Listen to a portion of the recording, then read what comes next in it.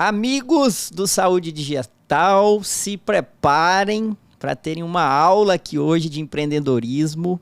Estou recebendo um fera aqui que fez a sua história principalmente no mercado financeiro, mas veio para a saúde para ajudar a saúde, porque a gente precisa de pessoas de outros setores para transformar a saúde. Eu estou aqui com o André Sá, que é da Clivo. Obrigado, Sá, pela sua presença aqui no nosso podcast. Falar que você pode ver a gente também no YouTube. A gente está no YouTube, no canal Saúde Digital Ecossistema, estreando a nossa gravação no estúdio. Obrigado, viu, André, por estar aqui conosco. Vamos lá, conta um pouquinho da sua história. Ela é bem interessante, você já me contou. E eu queria que você contasse assim, rapidamente o seu background, mas os pontos chaves aí que te nortearam até chegar na saúde. Legal. Bom, primeiro, Lorenzo, super obrigado aí pelo convite. Parabéns pela iniciativa, é muito legal, muito importante. Acho que mais do que legal, é muito importante esse trabalho que você vem fazendo. Bom, para quem está assistindo, super prazer, obrigado aí pela audiência de vocês. É sempre um prazer a gente estar falando com vocês e tentando de alguma forma ajudar esse setor que é tão importante, né? Bom, a minha história, como você falou, eu vim do mercado financeiro, eu fui sócio do Pactual, que hoje é BTG Pactual, durante 12 anos, mas sempre vinculado a empreendedorismo, né? Sempre empreendendo dentro do banco, tocando negócios. Passei a primeira metade da minha carreira como investidor, então investindo em negócios. E depois eu senti uma necessidade muito grande de estar do outro lado da mesa tocando negócios, né? Acho que quem quer empreender tem que gostar muito de gente e gostar muito de problema, né? Onde todo mundo vê problema, o empreendedor vê oportunidade. E eu tinha muito essa vontade de tocar negócios, de estar do outro lado da mesa. Então passei a segunda metade da minha história no banco foi sempre tocando negócios que a gente montava, e sempre negócios que a gente montou do zero. Primeiro foi um negócio agrícola, que a gente fez uma parceria com uma empresa argentina e montou esse negócio no Brasil, replicou o negócio no Brasil. Depois foi uma consolidação do varejo farmacêutico, onde eu era o CEO da companhia, que a gente fez o IPO na Bovespa em 2011. E aí depois eu voltei para ser investidor, mas você não consegue ficar muito tempo só do outro lado da mesa, né? E aí voltei a querer empreender. Passei um ano na Stone, que era de dois empreendedores fantásticos, que é o André e o Edu, que eu tinha conhecido no primeiro negócio deles, que era a Braspag, em 2005. Eu tinha investido no negócio deles na época do banco, que montaram um negócio absolutamente extraordinário e de um tamanho, de uma transformação no mercado. A gente depois no papo pode fazer alguns paralelos com fintech, health tech, que eu acho que tem algumas coisas muito legais para falar. E aí eu passei um ano lá ajudando no processo dele de abertura de capital e tal, que foi muito rico, assim. E depois conheci o meu sócio, Marcelo Toledo, que era o segundo cara de tecnologia do Nubank, então um cara muito sênior de tecnologia, que estava saindo do Nubank para montar a Clivo. E eu acreditava muito, né? Eu brinco que o setor de saúde, se ele não é importante para você, é uma questão de tempo para que seja, né? Então é um setor que precisa de inovação, precisa de gente com um olhar diferente, né? Precisa passar por uma transformação, né? Podemos falar mais disso depois. E aí no final de 2019, no mundo pré-Covid, a gente fundou a Clivo, então tem aí 2 anos e meio, e estamos nessa jornada desde então. Perfeito, cara. História bem interessante, né? Dessa jornada no mercado financeiro, na Faria Lima, e agora numa health tech. Tá, aí você conheceu o Marcelo, você já me contou que foi 2 pessoas falaram, cara, você precisa conhecer o Marcelo, tal. Ele estava saindo do Nubank, e aí vocês sentaram para conversar. Eu quero retomar um pouco para a gente não entrar direto na dor que a Clivo resolve, mas ali naquele primeiro encontro que você e o Marcelo, o que vocês discutiram? Que dor que vocês queriam atacar? O que vocês pensavam até fundar a Clivo? Todas as coisas que eu fiz na minha vida que deram certo, ou que eu vi dando certo, e no banco a gente viu muita coisa, né? Tinha 2 fatores em comum. Sempre um assunto que parecia ser importante, num momento importante, e 2, um empreendedor especial, né? Das coisas que a gente fez na história do banco, tinha sempre essas 2 coisas em comum. Às vezes outros fatores, às vezes sorte, acertar o time, né? Mas as coisas que deram certo, que a gente fez lá, tinha sempre assim, cara, esse assunto é um assunto importante, parece estar num timing correto. Eu digo parece que nem sempre a gente acertou. E, pô, o cara que está tocando, o cara que está do outro lado da mesa, o dono desse negócio aqui, porque todo negócio precisa ter um dono, puta, esse cara é especial. E quando eu sentei com o Toledo, eu falei, cara, tem essas duas variáveis, né? Saúde é um assunto super importante. O crônico, ele é o grande utilizador do sistema. Pô, e o Toledo é um puta cara especial. Então esse negócio aqui tem um potencial de ser muito grande, né? Então essa foi, assim, a primeira... vamos dizer assim, a primeira impressão muito simples, né? Assim, não, fiz uma mega diligência, estudamos. Muito simples, cara. O assunto é importante, é grande, está num momento importante, porque eu acho que a gente vem desses reajustes de 15% ao ano, todo ano. Então, o custo é uma dor importante do setor, né? Porque acabou que no Brasil saúde virou uma coisa de rico, né? Só 25% da população tem, porque é muito caro, né? E uma das razões de ser caro é porque a utilização, ela enfim, tem várias razões, né? Mas custa muito caro e a gente utiliza da forma errada, né? E aí quando eu vi essas duas coisas, eu falei, cara, esse negócio realmente tem um potencial de ser grande, vamos botar esse negócio de pé. Perfeito. E quando você falou a palavrinha-chave aí da dor, né? Que é cuidado com o crônico, né? A continuidade do cuidado com o paciente crônico.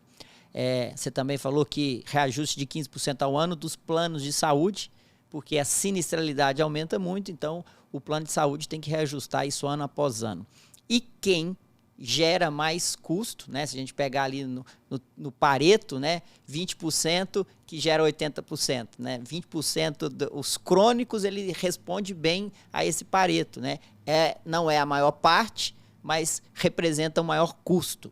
E aí vocês vêm com uma solução de tecnologia e cuidado para fazer essa gestão do crônico. Como que funciona? Qual que é que vocês atacam essa dor hoje? É exatamente isso do Pareto 80-20.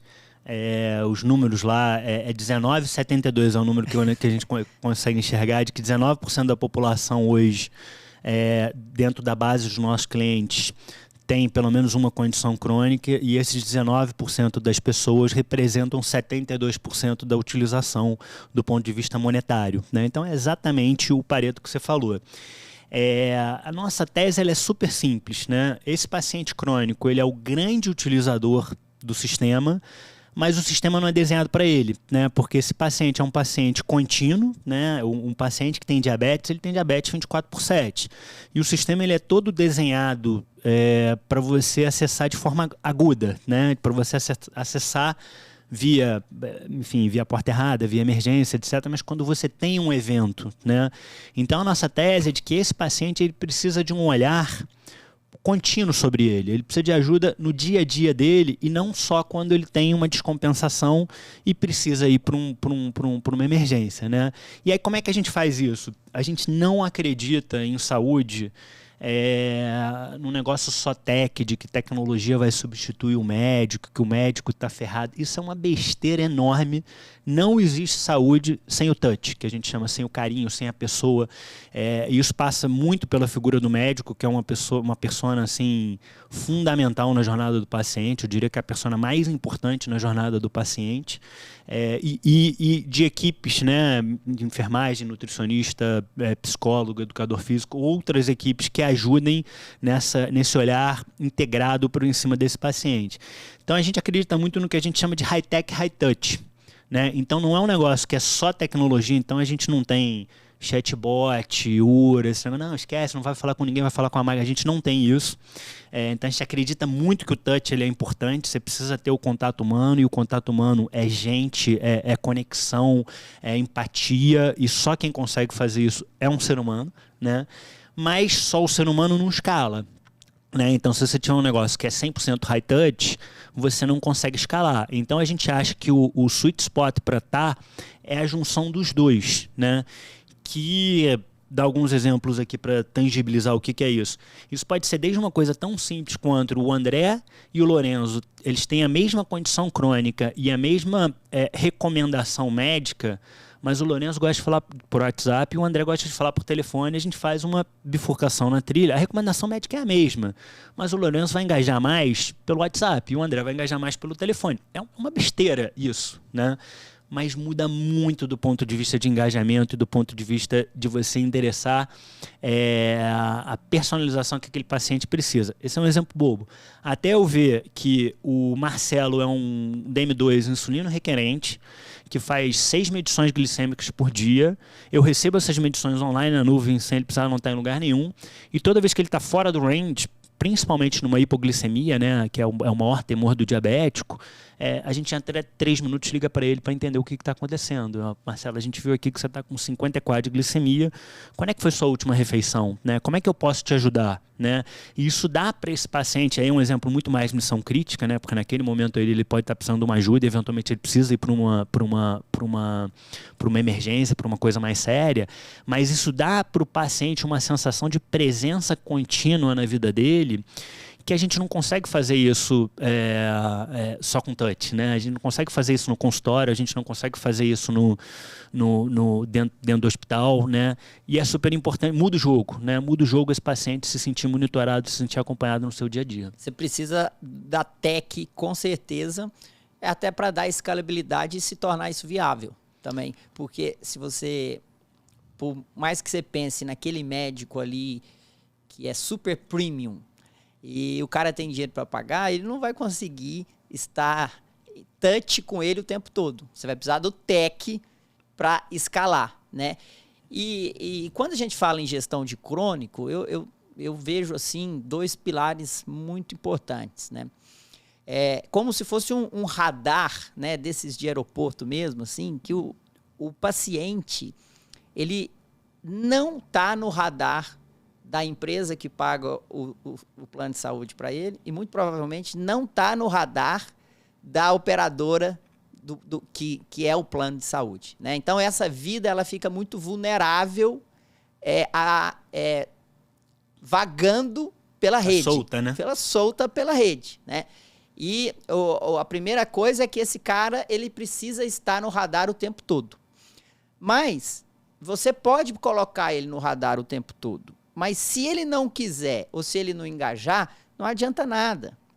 Porque a decisão é dele. É ele que tem que falar com você. Senão ele não atende. A Clivo liga, ele não atende o telefone e pronto, né? Então, a gente hoje, eu vejo essas dificuldades ainda de colocar no radar e vejo a dificuldade ainda de engajar uma vez que ele está no radar. Como que vocês trabalham com isso dentro da Clivo? A questão do engajamento é uma questão chave, né? Realmente acho que esse é o grande desafio, é a grande disrupção que a gente está querendo fazer. Eu costumo dizer que tem 2 momentos onde o paciente está mais aberto para te escutar, né? Que é no diagnóstico ou no evento agudo, né? Então, quando ele recebe um diagnóstico, ele fala, nossa, o que eu poderia ter feito diferente? Né? E aí, doenças crônicas, na sua grande maioria, a consequência é o acúmulo de maus hábitos e decisões e rotinas mal tomadas, né? Que acabam se transformando numa doença crônica. E o segundo é no evento agudo, né? Ele toma um susto, acontece alguma coisa ou ele ou alguém da família e aí todo mundo fica preocupado e ele por um momento ele fica mais engajado. Nesse aspecto, a Covid, se dá para dizer que a Covid tem alguma coisa positiva, né?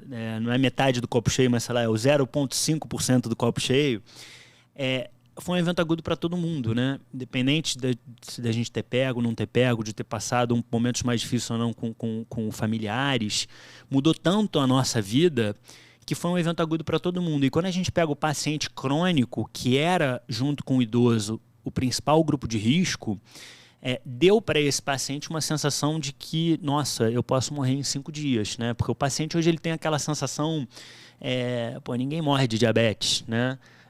Na verdade, ele morre de complicações do diabetes, né? Mas com o negócio da Covid, ele falou, caramba, não, se eu pegar, eu for um paciente com multicomorbidade, eu tenho um risco muito maior de ter um problema sério, né?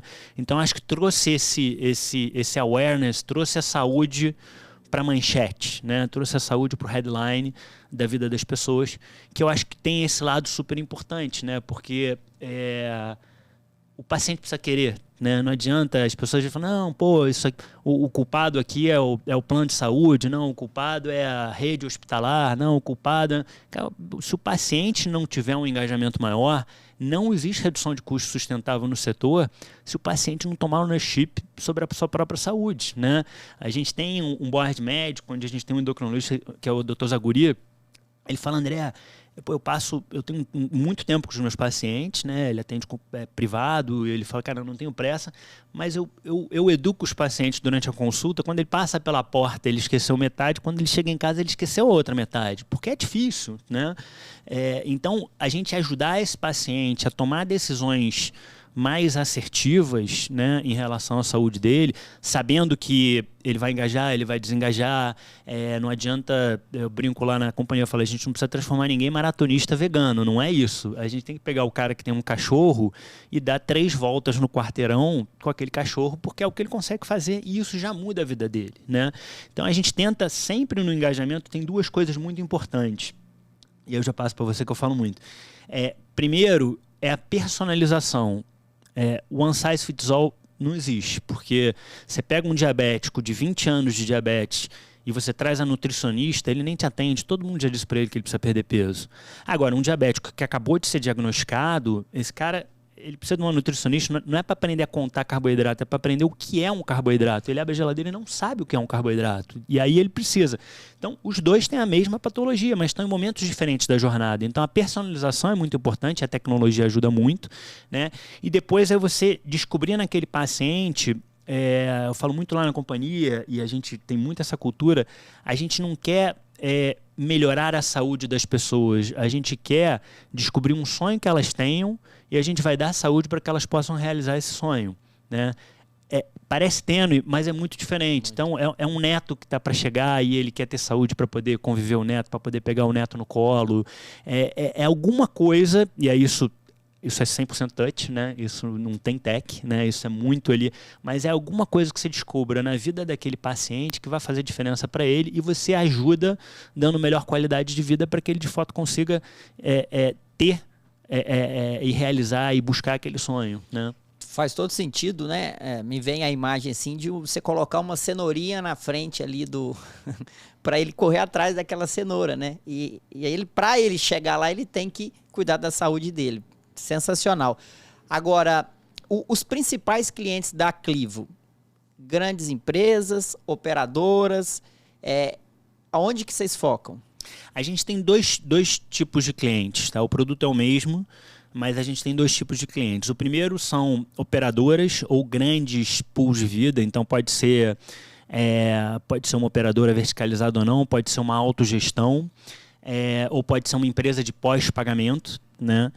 Então tem que ser sempre uma pessoa que tem um entendimento profundo do problema, né? Então, a gente hoje, quando olha operadoras, a gente tem Prevent Senior, Med Senior, Porto Seguro, algumas Unimeds. Quando a gente olha em autogestões, a gente tem Brasil Foods, a gente tem Saúde Petrobras. Quando a gente olha em pós-pagamento, a gente tem a Fundação Zé Renner da Ambev, né? Então, são sempre players que têm uma quantidade grande de vidas e que entendem o valor do cuidado preventivo nesse... Não é nem só preventivo, porque o preventivo é muito óbvio, né? Mas você pegar esse paciente já multicomorbidade, já com a comorbidade ou multicomorbidade, e dar uma atenção especial para ele, porque ele precisa, né? Então, esse é um tipo de cliente que, no final, está olhando uma racionalização do uso, né? Então a gente acredita muito, a gente olha 3 indicadores na companhia, que são indicadores de engajamento, que você matou na tua primeira pergunta, né, que é super importante. A gente olha indicadores clínicos e a gente olha indicadores de utilização e custo. Sempre nessa ordem, porque a tese é um paciente engajado, ele melhora clinicamente, um paciente melhor clinicamente custa menos, né, porque ele está melhor clinicamente. Se você começa pelo custo, o cara não engaja, né? Porque custo, ele fala, cara, custo é um problema do plano, né? Não é um problema meu, né? Então é sempre nessa ordem. Então esse é um perfil de cliente que a gente tem importante, foi por onde a gente começou. Tem o segundo perfil de cliente, que é a indústria farmacêutica, né? Como eu estava falando aqui no começo, que o remédio na jornada do paciente é uma variável super importante, né? E o nível de dropout de medicação é um negócio inacreditável, né? E as razões de dropout são inúmeras, né? E aí o que a gente acabou descobrindo é que na hora que a gente pega a indústria farmacêutica com seus PSPs, que historicamente o valor percebido do paciente é só um desconto, né? Que é um valor importante, né? Porque os medicamentos são caros e esse paciente toma de forma contínua, então todo mês ele tem que tomar, mas isso não necessariamente garante adesão. E aí na hora que você põe esse serviço de acompanhamento junto, o stay time na medicação aumenta muito, né? Então a gente consegue entregar para a indústria farmacêutica que a prescrição do que o médico prescreveu seja de fato executado, né? Para a indústria farmacêutica e para o médico, né? É super importante que o paciente cumpra o que o médico, né? A gente fala muito de que lá na companhia assim, o que o médico prescreveu é quase que escrito em pedra, né? Mas a gente precisa ajudar o paciente a fazer com que o que o médico prescreveu e o que o médico indicou seja cumprido, né? E a adesão medicamentosa é um pilar super importante, né? Então, a gente hoje tem clientes importantes na indústria farmacêutica, né? A gente tem a turma da Hypera, a gente tem Novo Nordisk, a gente tem a Apsen, a gente tem a Roche, que são clientes importantes onde a gente tem esse serviço para ajudar na adesão. Eu entendi então o seu entregável para ela, né? A proposta de valor é aumento da adesão ao medicamento e os outros stakeholders dessa cadeia, o médico, o que prescreve, o plano de saúde, a empresa que paga o plano de saúde, eles têm participação nessa jornada ou não? É clivo e indústria farmacêutica direto? Não, tem, assim, vamos falar um pouquinho primeiro do médico, né? O médico, ele é a persona mais importante na jornada do paciente, né? Ele só não é mais importante do que o próprio paciente, né? Mas ele é o trust advisor do paciente, então ele é uma persona super importante. Quais são os desafios que a gente vê, né? A gente vê o médico não consegue estar presente o tempo todo na vida do paciente, né? O WhatsApp até tentou, né?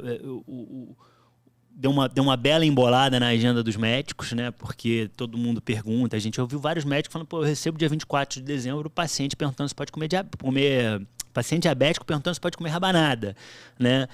Não é assim, o médico não é a mão de obra adequada para isso. É um cara muito sênior para responder esse tipo de pergunta, né?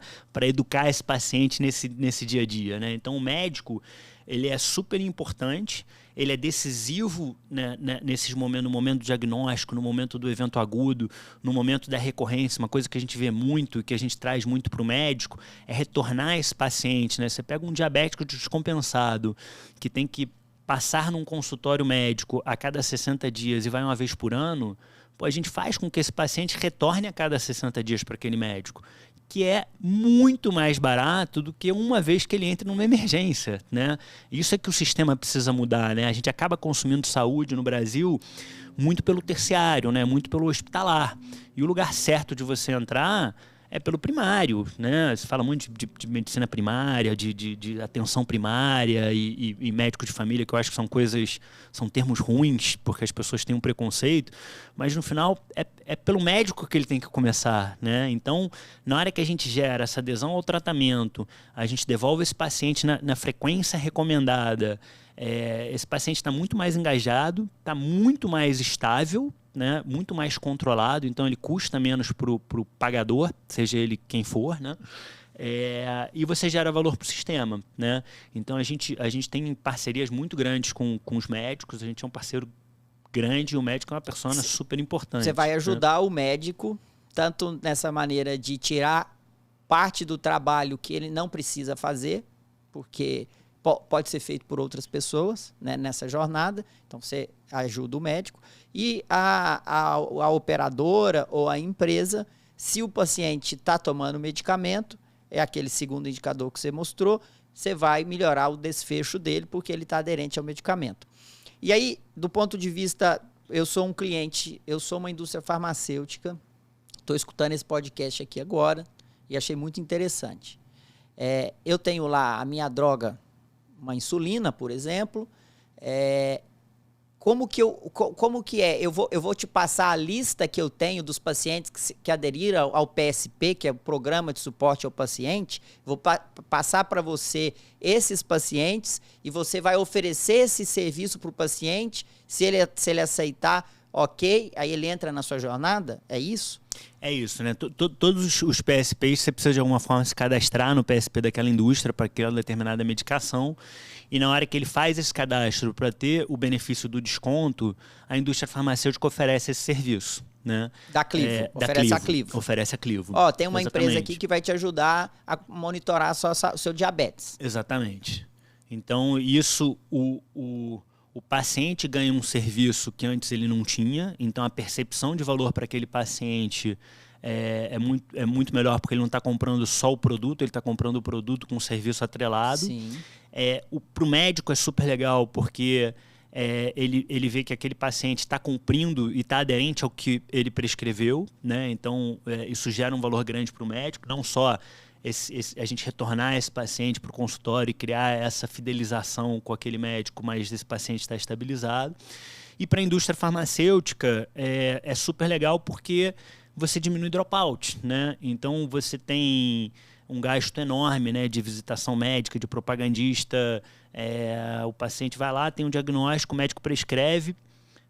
Primeiro você já tem o desafio com o negócio dos genéricos da troca no balcão, né? Então, se não trocou no balcão, ele comprou o teu medicamento e 30 dias depois, quando tem que fazer a recompra, ele não recompra, né? Por diversas razões, porque ele teve algum efeito adverso, porque ele está se sentindo melhor, porque ele não voltou no médico, ele não tinha uma nova prescrição para comprar. E aí, então, quando a gente acompanha, a gente ajuda. Então, no final, para a indústria farmacêutica, a gente aumenta a adesão. Sim.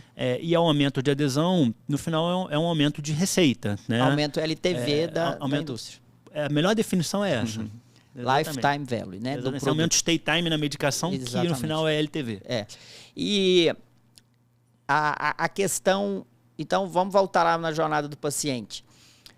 Eu fui lá, quem vai me oferecer, o balconista da farmácia, ele vai me convidar para baixar um aplicativo. Qual que é o entregável para o paciente ali? Eu quero participar. Tem várias formas de chegar no paciente. Hoje a gente não vai através do varejo farmacêutico.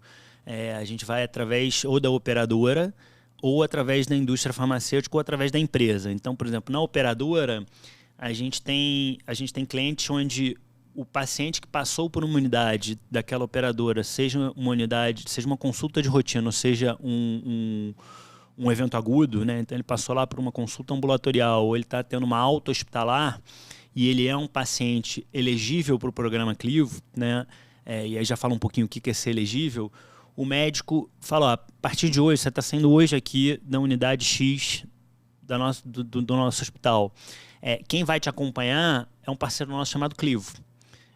Se você não tiver nenhuma descompensação, daqui a 6 meses você vai voltar e eles vão te acompanhar nesses 6 meses quando você estiver fora do nosso sistema físico. Se você tiver algum problema, ele vai ajudar a retornar você para cá, para a gente ajudar nessa interação físico-digital, né? Então a gente preenche o gap na jornada desse paciente crônico quando ele está fora do sistema físico. Mas a gente não substitui o sistema físico, né? O físico é super importante, né? Mas a gente tenta coordená-lo para que ele utilize e volte de forma mais eficiente, entrando pela porta correta, que é muito mais o médico do que a emergência, né? Então esse é um modelo. Com a indústria farma, na hora que esse paciente se cadastra no PSP para ter o desconto, ou na hora que ele faz a compra, a gente tem a gente oferece junto com a indústria esse programa. Então a indústria falou, você ganhou, na grande maioria das vezes quem está pagando esse serviço é a indústria. Por e-mail, você oferece por e-mail ao se cadastrar? Você recebe por e-mail, você recebe um pop-up na própria landing page dos PSPs. Ou a gente proativamente, tendo a lista dos pacientes que compraram, a gente oferece esse serviço, e aí você precisa do add-on desse paciente, sim. De tudo vinculado com a LGPD. Mas é um lead muito qualificado, né? Porque o paciente que está comprando aquela medicação naquele momento é um paciente que, se ele não é crônico, ele está comprando para alguém, né? Então ele está precisando daquilo naquele momento. Então ele está muito mais aberto para receber aquele serviço. Quando ele vem pela operadora, estou pensando aqui que o seu cliente é a indústria farmacêutica. Aí você chega lá na operadora e você fala assim, eu queria saber a lista dos seus pacientes, como que a operadora pode trazer esse cliente para Clivo? A operadora tem algumas formas. Uma, ele tem pacientes lá que de alguma forma já são acompanhados em programas de gestão de crônicos, então ele já sabe, eu tenho aqui 2.000 pacientes que são pacientes diabéticos e hipertensos, né? Hoje a gente começou pelo diabetes, hoje a gente faz diabetes, hipertensão, dislipidemia, obesidade e estamos entrando agora, acabamos de lançar oncologia. Que é super importante na matriz de custo. É um paciente, o nível de engajamento é bem diferente, né? Quando o paciente está em tratamento, ele está bastante engajado, porque é um momento muito crítico da vida dele, mas é um paciente que precisa de muita ajuda naquele momento, né? Então esse acompanhamento que a gente faz quando ele está fora do sistema é super importante. Então uma maneira ele fala, eu já conheço esse paciente e já sei que ele tem essa determinada patologia, cuida dele para mim, né? E aí ele passa o contato, e sempre em parceria com a operadora, e a gente vai buscar esse paciente. Ou, se ele não conhecer, que tem várias operadoras que não conhecem, a gente pega pela utilização, pelo que ele consumiu de exames. Então, um paciente que fez 2 glicadas nos últimos 6 meses, se ele não é um diabético, ele é um forte candidato, né? Um suspeito a ser diabético. E aí a gente identifica esse paciente. Qual que é o problema desse segundo approach? Você só identifica o paciente crônico que se comportou que consumiu saúde como um crônico. Então, um paciente que não sabe que você não identifica. Mas o paciente também que não sabe que ele ainda não é... Ele precisa ser olhado, né? Ele é um paciente importante, se você não fizer nada, e em algum momento ele vai virar um paciente crônico sinistro. E vai virar um sinistro, exatamente. Mas a gente começa sempre pela turma que já sabe que Entendi. E pacientes multicomorbidade, que são pacientes de alto custo, né? E aí, ao falar com esse paciente, ele tem tem aplicativo? É um aplicativo ou o contato é telefone, e-mail, WhatsApp? O contato ele é sempre pelo canal que o paciente preferir, né? Então, muita gente pergunta, mas o negócio de vocês é um aplicativo? Não, o aplicativo é um dos canais. Obviamente é o canal que a gente prefere, porque é o canal que eu mais consigo aprender sobre aquele paciente sem ter que perguntar para ele, né? Então a gente adora quando o canal é o aplicativo, mas se ele preferir falar por telefone, a gente vai falar por telefone. Se ele preferir por WhatsApp, vai ser WhatsApp. Se ele preferir por mensagem, Perfeito. Vai ser mensagem. Perfeito. Sempre o canal que a gente vê que cria. E às vezes o canal que ele fala não é o canal que ele faz, né? Às vezes ele fala, não, eu prefiro que você me mande mensagem, mas a gente consegue ver com tecnologia que o Lorenzo responde mais pelo aplicativo e não pelo WhatsApp. E aí a gente prioriza o aplicativo. Ou o contrário, né?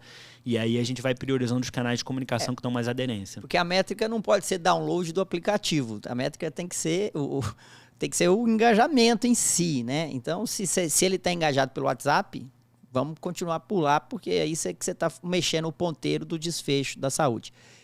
Agora, como que vocês medem engajamento? Tem várias formas, né? Então, por exemplo, você pega tem o evento e o não evento. Então, por exemplo, você pega um paciente que historicamente faz 2 medições glicêmicas por dia. Esse paciente está 2 dias sem se medir, ele é um pré-churn. Alguma coisa aconteceu. Acabou a tira, ele saiu de férias, ele cansou. Então, o sistema automaticamente ele gera um flag de que aquele paciente está 2 dias sem se medir, você precisa fazer alguma coisa, né? Esse é um não evento, né? Por que eu contei do não evento? Porque às vezes o não evento ele é tão importante quanto o evento, né? Você saber que ele não fez é tão importante como saber que ele fez. Então a gente mede muito de aderência ao que ele deveria estar fazendo, né? Isso pode ser medido por ele está tomando remédio ou não está tomando, ele está fazendo as medições glicêmicas. E aí, quanto mais de diabetes foi por onde a gente começou, então a gente tem mais histórico, né? Ele está fazendo as medições ou não está fazendo. Ele abre os conteúdos educativos que eu mando para ele. Então, por exemplo, você pega um paciente que no último atendimento, e é atendimento físico com uma equipe clínica, reclamou de falta de sensibilidade na área de aplicação de insulina. Quer dizer, esse paciente não sabe que ele pode aplicar insulina em outros lugares que não só a barriga, né? Ele pode fazer rodízios de área de aplicação. Ele não sabia. A gente manda um conteúdo para ele. Eu consigo medir. Ele abriu esse conteúdo? Não abriu esse conteúdo? Então a gente vai medindo se ele vai fazendo as coisas que a gente pressupôs que ele deveria fazer. Se ele for fazendo, esse é um paciente considerado estabilizado. Se ele não for fazendo, esse é um paciente que a gente tem que tomar alguma atitude diferente para fazer que ele faça, né? Então, quando você pega, por exemplo, as medições glicêmicas, você tem o que a gente chama de TIR, né? Que é o Time in Range, que é quantas das medições feitas estão dentro do range de 70 a 180 de glicemia, né? Acima disso é uma hiperglicemia, abaixo disso é uma hipoglicemia. Se ele está dentro do range, ele está aderente, né? Eu não preciso estar falando com ele para eu saber que ele está engajado. Eu preciso saber que ele está entregando resultados clínicos dentro do que foi prescrito pelo médico. Se ele não tiver, eu preciso fazer alguma coisa, né? E aí, obviamente, tudo que eu estou contando aqui, a gente vai aprendendo coisas. Então, para contar um exemplo real, né? Quando a gente lançou o produto, a gente pegou uma população que estava 64% das medições dentro da faixa. Esse é considerado um diabético não estabilizado. Ele precisa estar pelo menos 70% das medições dentro desse range de glicemia. E aí a gente, em 2 meses, trouxe essa população de 64% para 75%. Uma comemoração na companhia, era o primeiro cliente, um sucesso e tal. Isso a gente começou em setembro. Veio dezembro, dia 24, 25 e 26 de dezembro, esse 75% caiu para 47%. A gente não tinha essa hipótese, meio burro, né? Porque, Natal, todo mundo come o que quer, né? O que a gente aprendeu com aquele evento? E o dado disse pra gente, cara, datas festivas, esse paciente precisa de ajuda, porque ele vai comer coisas que ele não pode e tá tudo bem. Então a gente lançou, toda data festiva, a gente tenta educar esse paciente, e aí a data seguinte era Páscoa, a gente lançou a campanha do ovo de Páscoa, 70% cacau, que tem um teor glicêmico mais baixo. Assim, você pode comer teu ovo de Páscoa, mas tenta comer um ovo de Páscoa de 70% cacau, que o teor glicêmico é menor. E se você for para um almoço em família, faz um lanchinho rico em fibra, que você vai chegar 1 hora antes, come uma barrinha de cereal. É um negócio super simples de fazer. Então, assim, ele vai comer a rabanada, mas ele não precisa comer 10 rabanadas. Basta ele comer 2, né? Então, o dado vai te passando se aquele determinado paciente está ou não está engajado, está ou não está fazendo o que ele deveria fazer. E aí, toda vez que ele não está, você precisa fazer alguma coisa, aprender como é que você faz com que ele volte para dentro da trilha recomendada. E é um aprendizado, né, André? É um aprendizado porque é uma inovação. Ninguém está fazendo, ninguém tem a fórmula mágica de como engajar o paciente, e vocês estão na liderança disso. Vocês estão trabalhando nesse propósito, né? E há um aprendizado, assim como o Nubank, ele aprende com a usabilidade do aplicativo dele, o que funciona para o cara pedir mais o cartão, gastar mais, aplicar. É uma startup que está aprendendo com a jornada do paciente, como engajar, como melhorar desfecho, né? Esse processo é um processo contínuo, que você traz para essa lógica, para esse ambiente de medir e conhecer, né? Então isso é sensacional. Eu acho que o tamanho desse mercado ele é absurdo, e a chance de você realmente provocar mudança é muito grande, né? Porque hoje a gente tem quase zero, né? Quase zero. Esse paciente ele não é visto, ele não está no radar, e ele está muito por conta dele, né? Os que têm mais condições, os que têm mais educação, eles se cuidam melhor. Os que não, eles estão soltos por aí e dando sérias consequências de cegueira pelo diabetes, amputações, só para a gente dizer algumas. Mas, caminhando aqui para um outro assunto, pode compartilhar um pouquinho dos números? Vocês receberam investimento, é público aí o número. O que vocês podem compartilhar aqui de resultado nesses 2 anos e meio? Bom, a gente começou final de 19, né? A gente passou 1 ano montando o produto. A gente brinca que em saúde não existe MVP, porque ninguém quer o mínimo, né? MVP é Minimal Viable Product. Ninguém quer testar uma coisa mínima, porque saúde é uma coisa que não dá para não ter certos níveis de segurança e garantia. Então, a gente passou 1 ano desenvolvendo o produto. Então, o produto rodando mesmo, a gente tem mais ou menos 1 ano e meio. A gente fez uma rodada inicial no começo da companhia, onde a gente trouxe alguns fundos próximos, né, fundos de venture capital próximos e pessoas que já foram sócios nossos em outras empreitadas, né? Então, alguns investidores anjos importantes que foram sócios nossos em outros negócios. Foi assim que a gente começou, né? E aí a gente passou 1 ano desenvolvendo o produto, depois 1 ano já com o produto rodando e cliente. Hoje a gente está com em torno de 8.900 pacientes monitorados. E aí no final do ano passado a gente decidiu, como a gente viu que o produto estava entregando valor para o paciente, entregando valor para a operadora e entregando valor para a indústria farmacêutica, a gente falou, a gente precisa crescer, né? Não só crescer quantidade de pacientes monitorados, mas crescer a quantidade de comorbidades que a gente olha, porque isso é uma coisa importante, né? Quando você faz só uma coisinha, você fica muito restrito. Mas se você quiser fazer 10, você provavelmente não vai fazer nenhuma delas direito, né? Então você tem que começar a ficar... A gente falava muito isso na companhia, a gente tem que ser o melhor do mundo em diabetes. A vantagem é que o mundo não precisa ser o mundo inteiro, né? Basta ser o mundo do nosso cliente, né? Basta ser no mundo daquele cliente, né? E aí depois você vai adicionando outras comorbidades. Então a gente decidiu pegar um capital, aí a gente pegou 45 milhões de reais no ano passado, onde a gente trouxe uma combinação de investidores que a gente achou uma combinação muito interessante, que a gente não trouxe só investidores de venture capital / financeiros, a gente trouxe, quem liderou foi a turma da Valor, que é uma turma super, uns craques, assim, acertaram muito nos ciclos aí de Brasil, de fintech, de cripto, de educação. Então são uns craques. Super importantes, agregam pra caramba, mas a gente decidiu trazer também gente do setor, né? Acho que no setor de saúde é super importante esse movimento muito mais colaborativo, né? Então a gente trouxe a Cortex, que é o fundo de corporate VC do Fleury, Sabin e Bradesco. A gente trouxe o Family Office da família Moll, né? Donos da Redditor, né? Que é uma turma que conhece muito o setor. A gente trouxe a turma do Einstein, né, via Vox, né, então o Hospital Albert Einstein, que é uma grande referência, né, de credibilidade, de inovação, de excelência, também está com a gente, né?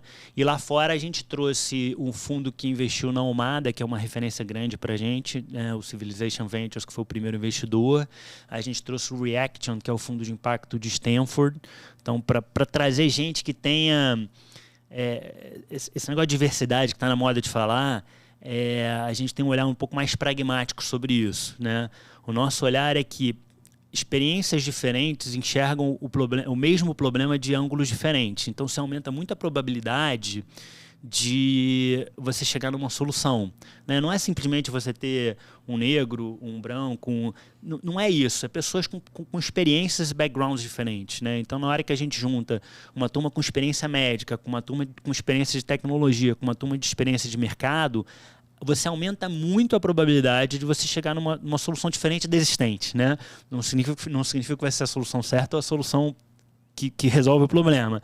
Mas a gente gosta muito desse conceito da gente, como é que a gente constrói um ambiente colaborativo com skills e experiências distintas. E aí a gente trouxe isso para a nossa base de investidores, que tem sido muito bacana, assim. Perfeito, cara. Sensacional. Queria aqui, para a gente encerrar, você tem uma vasta experiência de mercado, agora na saúde. Um aprendizado seu que você gostaria de compartilhar enquanto empreendedor, enquanto homem de mercado, aprendizado de vida. O que você aprendeu que foi útil para você, que você gostaria de deixar aqui para os nossos ouvintes? Cara, eu acho que o mais importante, tem várias coisas, né? E a gente conta aqui as coisas que deram certo, mas normalmente você aprende mais nas que não deram certo, né? Mas acho que a coisa mais importante, fácil de falar, difícil de fazer, é ter gente melhor do que você, sabe? Contrata gente, trabalhe com gente melhor do que você. Acho que quem fala muito isso é o Jorge Paulo, né? Que eu acho que é o grande empreendedor aí do Brasil nesse ciclo dos últimos 30, 40 anos. Né? Gente boa, atrai gente boa, né? Repete muito isso, mas eu acho que isso é de fato o que vai fazer a diferença. Né? E aí não precisa, para não ser naivo, não, eu trouxe um cara que é muito melhor do que... É muito melhor do que você em coisas que você não sabe fazer, né? Obviamente que você tem que ser bom em alguma coisa, né? Mas você pega, por exemplo, a escola médica, né? Pô, o médico ele é espetacular, mas às vezes ele não conhece de alguma coisa de negócios ou de alguma coisa de tecnologia, né? A gente viu muito nesses últimos anos esse medo, não, inteligência artificial vai substituir o médico. Isso é uma maluquice, isso é uma baboseira, né? Mas o médico que não usar a inteligência artificial vai ter uma desvantagem competitiva se ele não usar. Então, como é que ele faz isso? Ele pega alguém que conheça e ajuda ele porque aquilo ele não conhece. Então, acho que ter gente melhor do que você é o que normalmente te leva mais longe, né? Concordo plenamente, mas também eu fico com essa frase inicial, é fácil de falar, difícil de fazer. E não é difícil, e aí eu nem penso assim no orgulho da pessoa em querer trazer alguém melhor do que ela. É que é difícil porque é difícil mesmo. Por exemplo, uma startup pequena, a gente lá do SD Conecta. Cara, as pessoas boas, elas já estão empregadas, elas já estão nos seus devidos postos e elas estão bem. Então, para você convencer essas pessoas, algo tem que acontecer, né? E acaba acontecendo, né? Tipo, existem os encontros fortuitos, né? Os encontros que por afinidade, por propósito, que eu acho que é isso que faz a empresa dar o primeiro rampar no sentido de vencer aquela inércia inicial. Mas depois, para a gente fazer isso, a gente vai ter que ter dinheiro para sustentar essa questão, porque senão não vai, e aí fica uma coisa muito distante, né? De trazer pessoas melhores do que eu concordo demais e eu acho que é o diferencial. É como se fosse uma seleção natural das empresas, na minha opinião. Ou você consegue isso, ou você não vai prosperar. Porque as pessoas que fazem a diferença, as pessoas que...